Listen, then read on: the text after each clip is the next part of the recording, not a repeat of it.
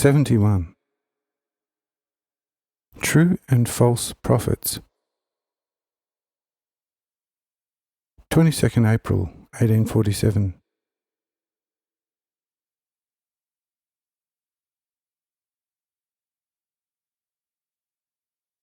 Someone could ask here again and say, so one can always give fullest faith to a born-again, if he predicts future things, or should also such prediction be put into a little doubt?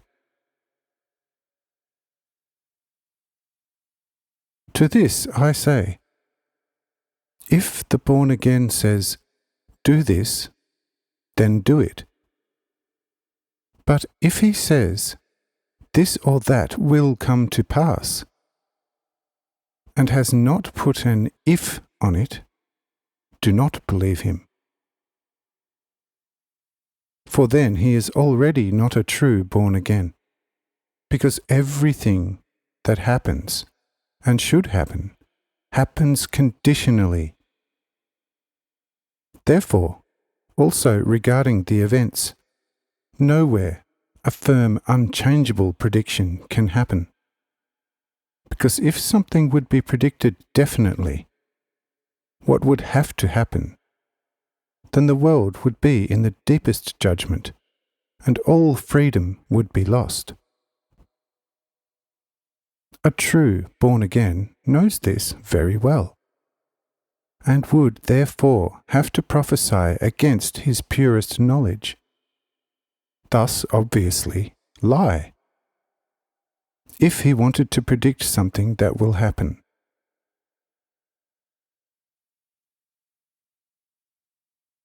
I myself was surely the first prophet in the world. But who can prove that I have predicted something for certain, except my resurrection? I did say that I would die and rise again on the third day. But the time and hour of neither the death nor the resurrection was foretold to anyone.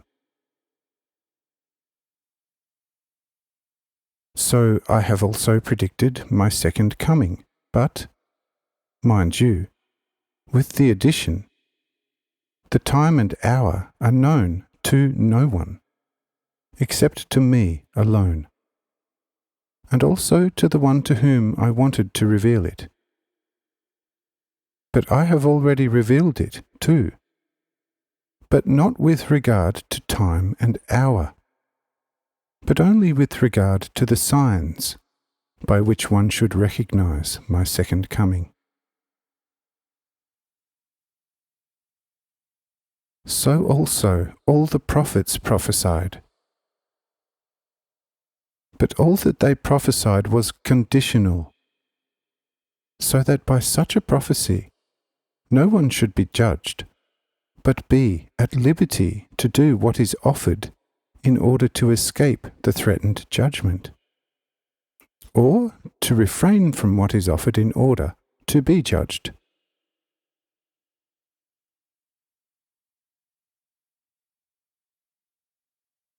Jeremiah prophesied for years, and waited himself, sometimes bitterly complaining, for the success of the prophecy. For what he prophesied for tomorrow happened only after years, indeed at 23 years. He had to wait until his prophecy concerning the 70 years of Babylonian captivity on the Jewish people came into full fulfillment.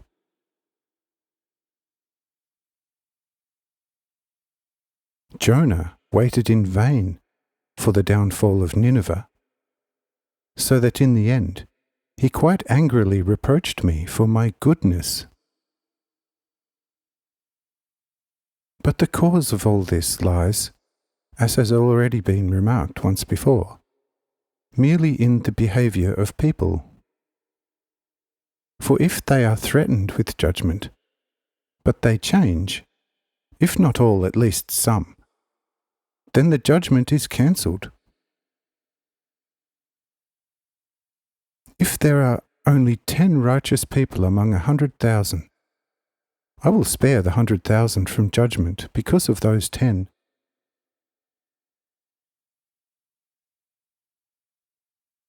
And if there are 100 righteous people among 1,000,000, I will spare a whole 1,000,000 from the threatened judgment because of them. If, of course, the number of the righteous is higher, then the judgment will be all the more certain to be lifted. And instead of a general judgment, only a specific one will affect the most stubborn. If, however, there are fewer righteous, then, of course, after some subsequent admonitions, the threatened judgment will not be stopped.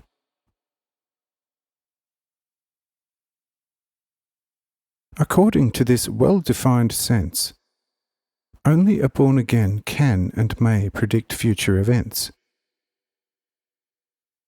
If the prophecies do not have this aspect, then they are false, and the prophet was neither a born-again nor a called one. But he did it out of his own power, for which he will also find his reward.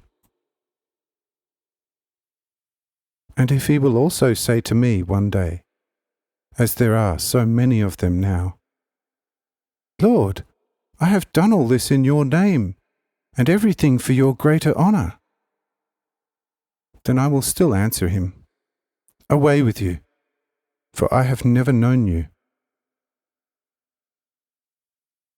That is, as a prophet, and as one whom I would have called to prophesy in my name. For a prophet who prophesies for money is like one who serves God for money and worships him for money. Such have already taken their reward. Therefore I have nothing more to do with them. For they were always false prophets, only servants of the eyes and servants of Mammon and Beelzebub. But you see that it is clear from this that everyone should be very careful with prophesying. The born again and the called, as well as the not born again and not called. Because for the sake of prophecy, I let no one reach the rebirth, but only for the sake of eternal life.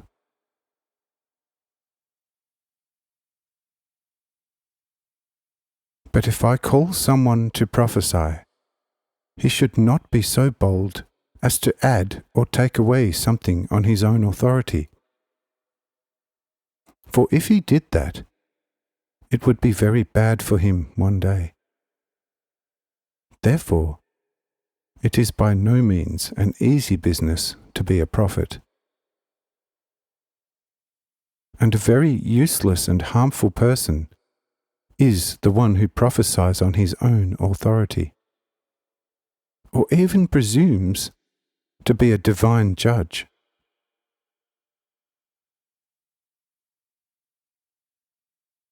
He that does this is a vain doer of evil, and shall come into the same judgment wherein he has judged his brethren. He who condemns will be condemned, and he who curses will be cursed. He who judges with hell will find his judgment in hell. He who judges with death will find death. He who judges with the sword will be judged with the sword. And he who judges with darkness will be cast out into the outer darkness. There will be weeping and gnashing of teeth. But he who does not want to be judged, let him not judge.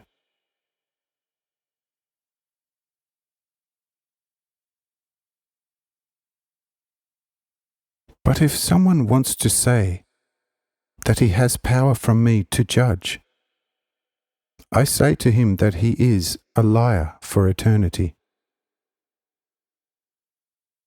For I have given to my born-again apostles and disciples only a power of supreme charity, which I have made equal to love for me. And this supreme degree of charity is my spirit in the heart of every born-again, as well as in the heart of those who believe in me, love me, and their brothers for my sake. By virtue of this love, which is my spirit in man, everyone has the most covenantal right to forgive his enemies as often as he wants, with all his heart. And as often as a man has forgiven his enemies through my spirit in him, so often shall it also be forgiven the same sinner in all heaven.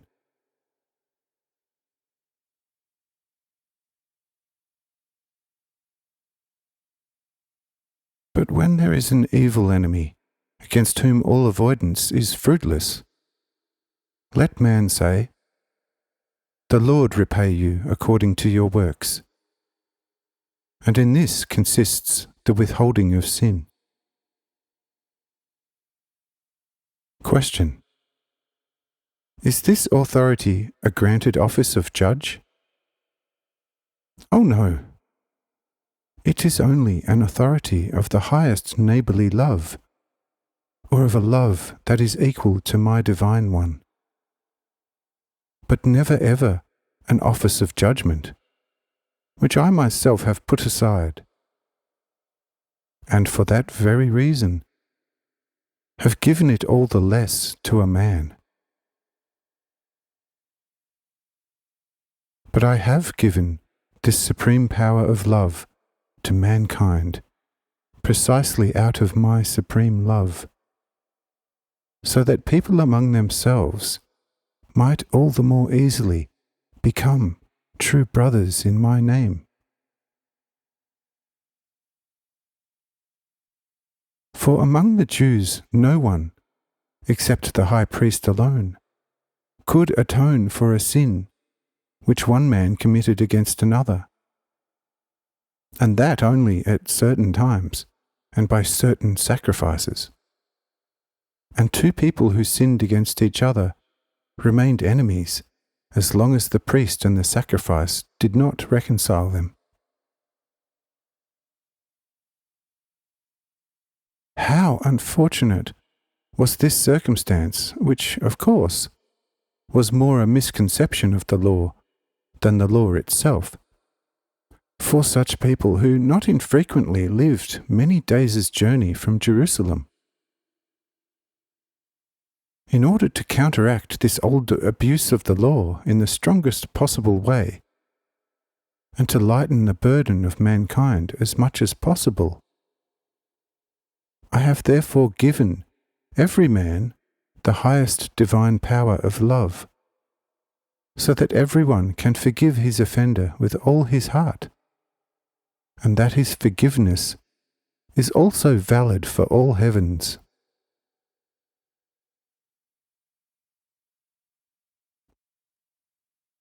Who can bring out of it a grant of authority which appropriates an office of judge?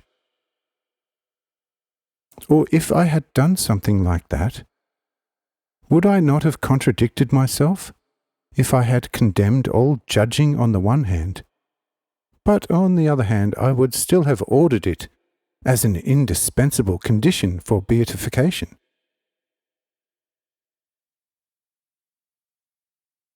Such a thing could hardly be expected from a stupid man, let alone from the highest wisdom of God. When I said, "Receive the Holy Spirit," it meant, and still means, receive the highest power of my divine love. What you solve on earth, that shall be solved, and there is no need for a sacrifice and a high priest any more. And what you bind to your heart, and what you bind in the world, that shall also be bound in heaven.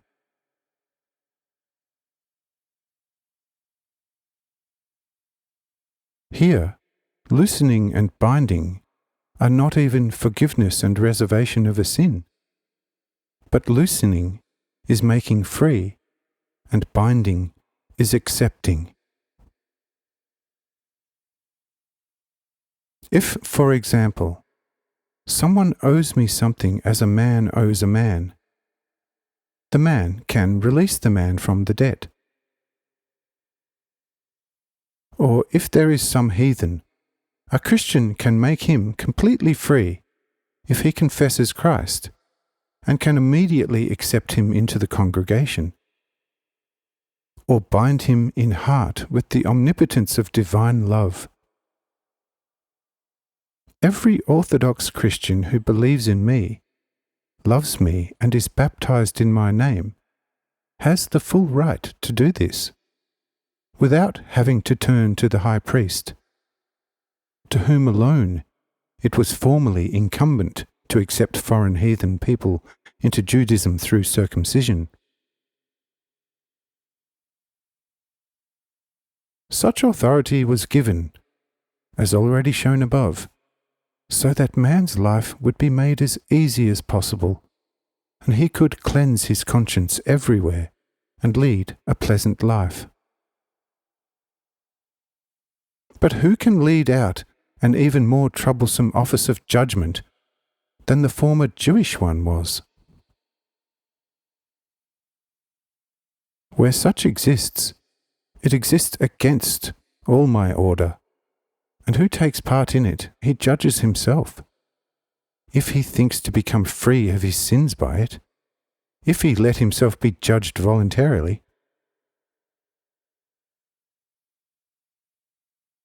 Such a judicial institution becomes for him a true sin bank.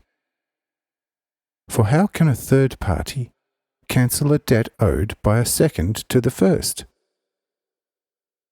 The first can forgive the debt of the second, but the third can never do so for eternity. If the first and the second, or the creditor and the debtor, are stupid people, a third party can make a friend of the law, and can compensate them through good counsel and good deeds.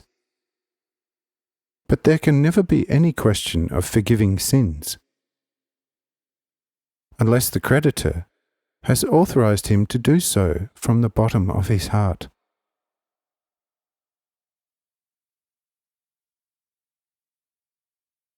But when Jacob recommends a mutual confession of sins out of my spirit, this is by no means to be understood as confession, but only a mutual confidential sharing of one's own infirmities and weaknesses, in order to receive a true strengthening antidote in spirit and in truth from the stronger friend and brother.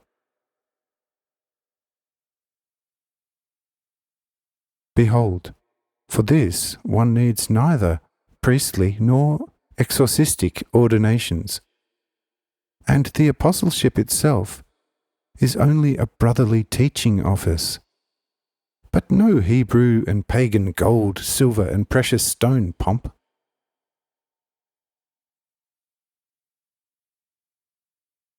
That the teachers of the church should show themselves in the highest and richest pomp, Jacob certainly did not intend, since he called the congregations to a mutual confession of infirmities and weaknesses.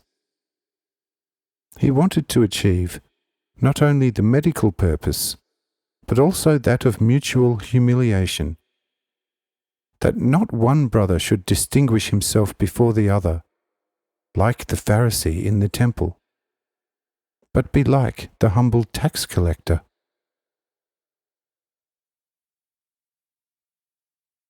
There is no mention of confession, as already noted above.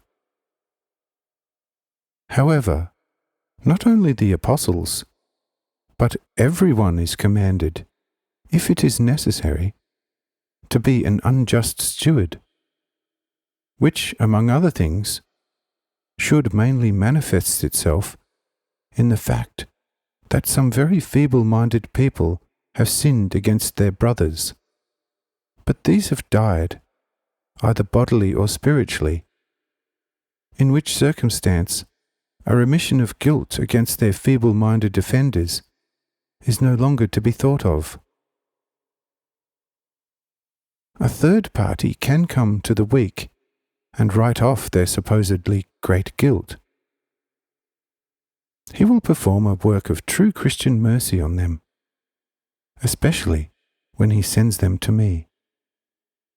But in every other case, a third person should not interpose himself between two brothers as a debtor. If he does so, all the sin of the two will be laid on him, because he wanted to judge them, but not correct them.